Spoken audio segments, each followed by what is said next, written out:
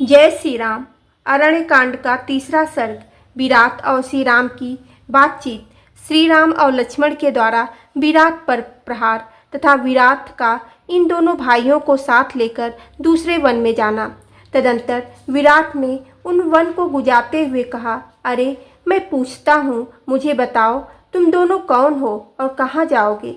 तब महातेजस्वी श्री राम ने अपना परिचय पूछते हुए प्रज्वलित मुख वाले उस राक्षस से इस प्रकार कहा, तुझे मालूम होना चाहिए कि महाराज इक्ष्वाकु कुल की ही मेरा कुल है। हम दोनों भाई सदाचार का पालन करने वाले क्षत्रिय हैं और कारणवश इस समय वन में निवास करते हैं। अब हम तेरा परिचय जानना चाहते हैं। तू कौन है जो दंडक वन में स्वेच्छा से विचर रहा है। यह सुनकर विराट ने सत्य पराक्रमी श्री राम से कहा, रघुवंशी नरेश, मैं प्रसन्नतापूर्वक अपना परिचय देता हूँ। तुम मेरे विषय में सुनो। मैं जव नामक राक्षस का पुत्र हूँ। मेरी माता का नाम सतहृदा है।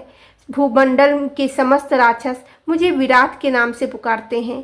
मैंने तपस्या के द्वारा ब्रह्मा जी को प्रसन्न करके यह वरदान प्राप्त किया है कि किसी भी शस्त्र से मेरा वध न हो। मैं संसार में अशेष और अभेद्य होकर रहूं। कोई भी मेरे शरीर का छिन्न भिन्न नहीं कर सके। अब तुम दोनों इस युक्ति स्त्री को यहीं छोड़कर इसे पाने की इच्छा न रखते हुए जैसे आए हो उसी प्रकार तुरंत यहाँ से भाग जाओ। मैं तुम दोनों के प्राण नहीं लूँगा। यह सुनकर श्री रामचंद्र जी की आंखें क्रोध से लाल हो गई। वे पापपूर्ण विचार और विकट आकार वाले उस पापी राक्षस विराट से इस प्रकार बोले, नीच, तुझे धिक्कार है। तेरा अभिप्राय बड़ा ही खोटा है। निश्चय ही तू अपनी मौत ढूंढ रहा है और वह तू युद्ध में मिलेगी। ठहर, अब तू मेरे हाथों से जीवित नहीं छूट सकेगा। यह कहकर भगवान श्री हरि ने अपने धनुष पर प्रत्यंचा चढ़ाई और तुरंत ही तीखे बाणों का अनुसंधान करके उस राक्षस को बीधना आरंभ किया। उन्होंने प्रत्यंचा युक्त धनुष के द्वारा विराट के ऊपर लगातार 7 बार छोड़े, जो गरुड़ और वायु के समान महान वेगशाली थे और सोने के पंखों से सुशोभित भी हो रहे थे।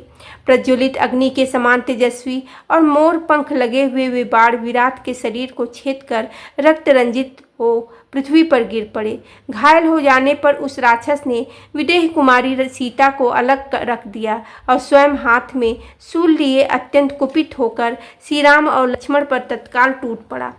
वह बड़े जोर से गर्जना करके इंद्रध्वज के समान शूल लेकर उस समय मुंह बाए हुए काल के समान शोभा पा रहा था।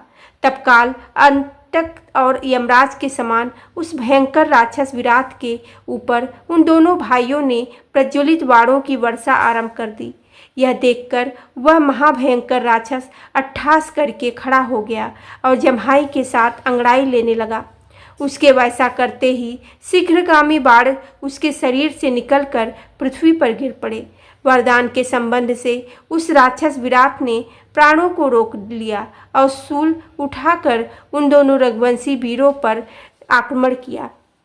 उसका वह शूल आकाश में वज्र और अग्नि के समान प्रज्वलित हो उठा, परंतु शस्त्रधारियों में श्रेष्ठ श्री रामचंद्र जी ने 2 बाण मारकर उसे काट डाला।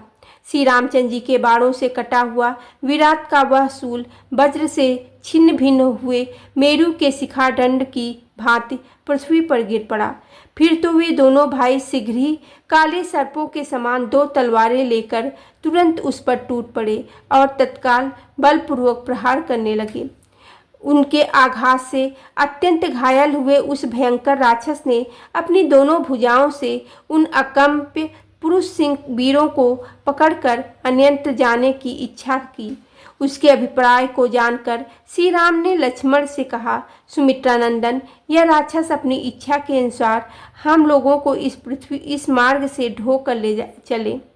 यह जैसा चाहता है उसी तरह हमारा वाहन बनकर हमें ले चलें। इसमें बाधा डालने की आवश्यकता नहीं है।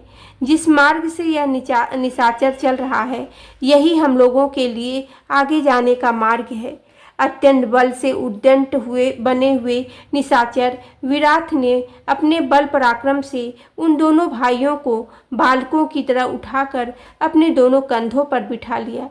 उन दोनों रघुवंशी वीरों को कंधे पर चढ़ा लेने के बाद राक्षस विराट भयंकर गर्जना करता हुआ वन की ओर चल दिया। तदंतर उसने एक ऐसे वन में प्रवेश किया जो महान मेघों की घटा के समान घना और नीला था। नाना प्रकार के बड़े बड़े वृक्ष वहां भरे हुए थे। भांति भांति के पक्षियों के समुदाय उसे विचित्र शोभा से संपन्न बना रहे थे तथा बहुत से गीदड़ और हिंसक पशु उसमें सब ओर फैले हुए थे। बोलो सियावेरे रामचंद्र की जय, पवन सुत हनुमान की जय।